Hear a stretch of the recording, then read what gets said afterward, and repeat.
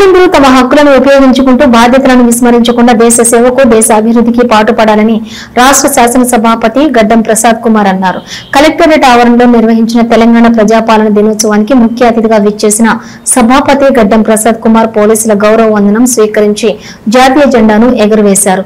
ఈ సందర్భంగా ప్రజలను ఉద్దేశించి సభాపతి గడ్డం ప్రసాద్ కుమార్ మాట్లాడుతూ సెప్టెంబర్ 17 తెలంగాణ చరిత్రలో కీలకమైన రోజని, భారత స్వాతంత్ర్య పోరాటంలో జాతీయ నాయకులు పాల్గొని బ్రిటిష్ వారి నుండి భారత జాతిని విముక్తి చేసినప్పటికీ ఆనాటి దేశవ్యాప్తంగా ఉన్నటువంటి 562 సంస్థానాలలో మెజారిటీ సంస్థానాలు భారతదేశంలో విలీనమయ్యాయి అన్నారు. దేశమంతా 1947 ఆగస్టు 15 స్వాతంత్ర్యం సంబరాల్లో కేరింతలు చేస్తుంటే హైదరాబాద్ సంస్థాన ప్రజలు స్వేచ్ఛా స్వాతంత్ర్యానికి పోరాడుతూనే ఉన్నారని సభాపతి తెలిపారు. 85% ప్రజలు మాట్లాడే స్థానానికి భాషపై అణచివేత, వెట్టిచాకిరి, బానిసత్వం కొనసాగిందని, మరోవైపు నిజాం ప్రైవేటు సైన్యం మరియు రజాకార్ల దమన కాండ కొనసాగటంతో ఈ నిర్బంధానికి వ్యతిరేకంగా తెలంగాణ ప్రజలు చైతన్యమై సాయుధ రహితంగా పోరాటాలు చేసి ఎంతో మంది తమ ప్రాణాలు కోల్పోయారని సభాపతి ఈ సందర్భంగా గుర్తు చేశారు.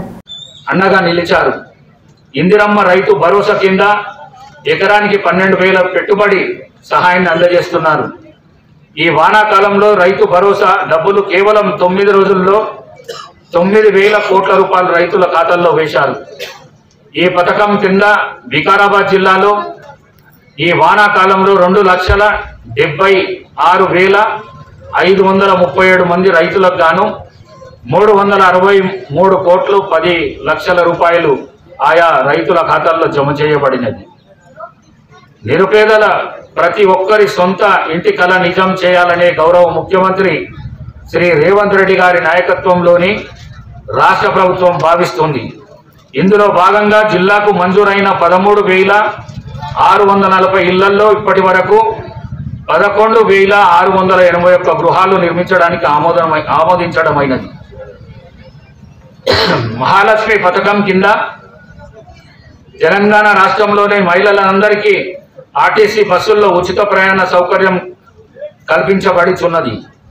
పేద మధ్య తరగతి మహిళలకు ఎక్కువగా ప్రయాణిస్తూ ఆర్థిక భారం నుంచి తగ్గించుకుంటున్నారు. అదేవిధంగా పేద కుటుంబాలకు 500 రూపాయలకే సబ్సిడీ వంట గ్యాసు సిలిండర్ను అందించి మహిళల వంటింటి కష్టాలను దూరం చేసింది. గృహజ్యోతి పథకం కార్యక్రమం ద్వారా జిల్లాలో 200 యూనిట్ల లోపు విద్యుత్ వాడుతున్న మొత్తం 1,39,812 కుటుంబాలకు ఉచితంగా సరఫరా జరుగుతున్నది. చేయూత పథకం ద్వారా వికారాబాద్ జిల్లాలో మొత్తం 1,09,283 మంది లబ్ధిదారులకు ప్రతి నెల 27 కోట్ల 36 లక్షల రూపాయలు ఆసరా పెన్షన్లు చెల్లించబడుతోంది. ఈ పథకం ద్వారా వృద్ధులు, వితంతువులు, కల్లు గీత కార్మికులు, వేడి కార్మికులు, చేనేత కార్మికులు, దివ్యాంగులు, ఒంటరి మహిళలు, మలేరియా మరియు HIV బాధితులు లాంటి సామాజికంగా ఆర్థికంగా వెనుకబడిన వర్గాలు లబ్ధి పొందుతున్నాయి. ఇందిరమ్మ ఆత్మీయ భరోసా కింద జిల్లాలో 19,888 కుటుంబాలకు 11,93 లక్షలు చెల్లింపులు చేయడం జరిగింది. పేదల కడుపు నిండా తృప్తిగా అన్నం తినాలనే మంచి మనసుతో రాష్ట్ర ముఖ్యమంత్రి శ్రీ రేవంత్ రెడ్డి గారు రేషన్ షాపుల ద్వారా సన్న బియ్యాన్ని ఇస్తున్నారు. అదేవిధంగా 10 ఏళ్ల తర్వాత అర్హులైన వారందరికీ రేషన్ కార్డు ఇచ్చే కార్యక్రమం జరుగుతున్నది. ప్రభుత్వ వసతి గృహాల్లో ఉంటున్న విద్యార్థులకు నాణ్యమైన భోజనం అందించడానికి 10 సంవత్సరాల భాగం పెత్తందారులకు చెల్లించాల్సి వచ్చింది. 85% ప్రజలు మాట్లాడే స్థానిక తెలుగు భాషపై అణచివేత, వెట్టి చాకరీ, బానిసత్వం కొనసాగింది. మరోవైపు నిజాం ప్రైవేట్ సైన్యం మరియు రజాకర్ల దమనకాండ అరాచకాలు కొనసాగాయి. ఈ నిర్బంధానికి వ్యతిరేకంగా తెలంగాణ ప్రజలు చైతన్యమై సాయుధ రహితంగా పోరాటాలు చేశారు. ఎంతో మంది ప్రాణాలు కోల్పోయారు. ప్రజలపై రజాకర్ల భూస్వాముల దాడులు పెరిగిన నేపథ్యంలో భారతదేశంలో కలవాలనే తెలంగాణ ప్రజల కోరిక మేరకు అప్పటి ప్రధానమంత్రి పండిత్ జవహర్లాల్ నెహ్రూ గారు మరియు కేంద్ర హోంశాఖ మంత్రి శ్రీ సర్దార్ వల్లభాయ్ గారు హైదరాబాద్ సంస్థానాన్ని భారతదేశంలో విలీనం చేయాలని నిజాంకు రాయబారం పంపారు.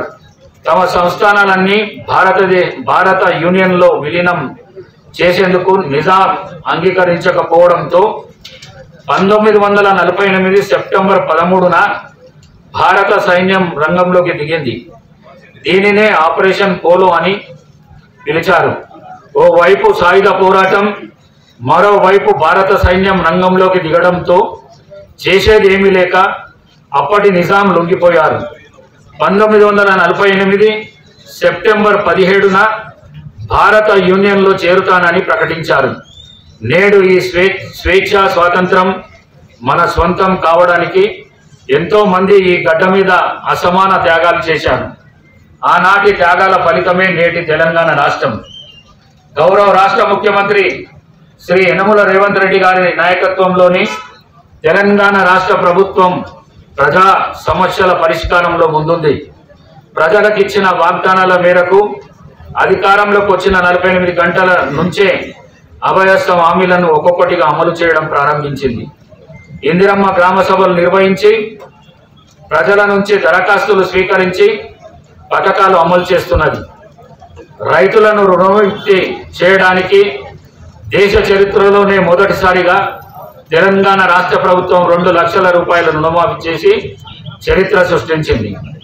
వికారాబాద్ జిల్లాలో రైతు రుణమాఫీ పథకం కింద మొత్తం 1,358 మంది రైతన్నలకు 849 కోట్ల రూపాయలు రుణమాఫీ చేయడం జరిగింది. ఆర్థిక పరిస్థితి సహకరించకపోయినా గత పాలకుల అప్పులు పాపాలు శాపాలై వెంటాడుతున్న రైతుల విషయంలో గౌరవ రాష్ట్ర ముఖ్యమంత్రి శ్రీ రేవంత్ రెడ్డి గారు రాజీ పడలేదు. తెలంగాణ రైతులను రుణ విముక్తి చేసే రైతు ఛార్జీలు 40%, కాస్మెటిక్ ఛార్జీలు 200% పెంచడం జరిగింది. ఎన్నికల సమయంలో ఇచ్చిన హామీ మేరకు రాజీవ్ ఆరోగ్యశ్రీ వైద్య పరిమితి 5 లక్షల రూపాయల నుంచి 10 లక్షల రూపాయలు పెంచింది.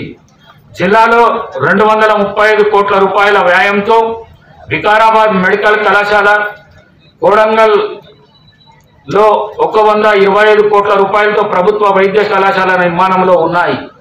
వికారాబాద్లో నూతన జిల్లా ఆసుపత్రిని ప్రారంభించగా పరిగి కమ్యూనిటీ హెల్త్ సెంటర్ను 30 పడకల ఆసుపత్రి నుంచి 100 పడకల ఆసుపత్రిగా అప్గ్రేడ్ చేయడానికి శంకుస్థాపన జరిగింది.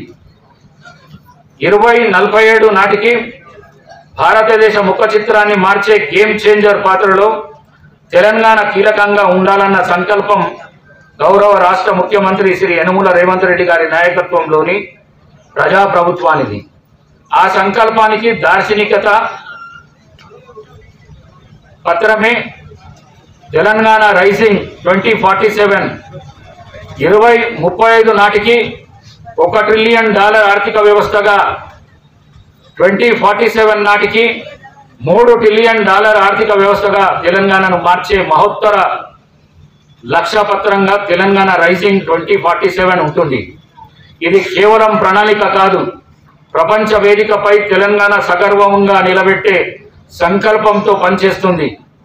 దేవుని దయతో ఈ ఏడాది వర్షాలు సమృద్ధిగా కురిశాయి. పంటలు బాగా పండి రైతులు సంతోషంగా ఉంటారు.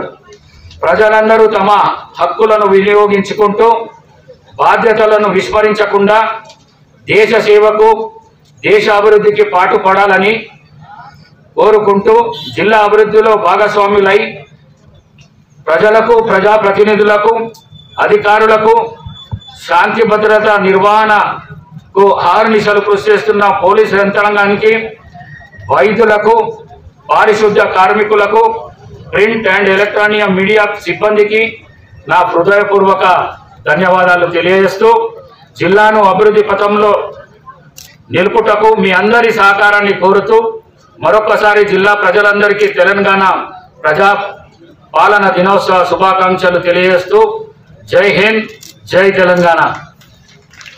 Thank you sir. గట్టిగా చెప్పండి.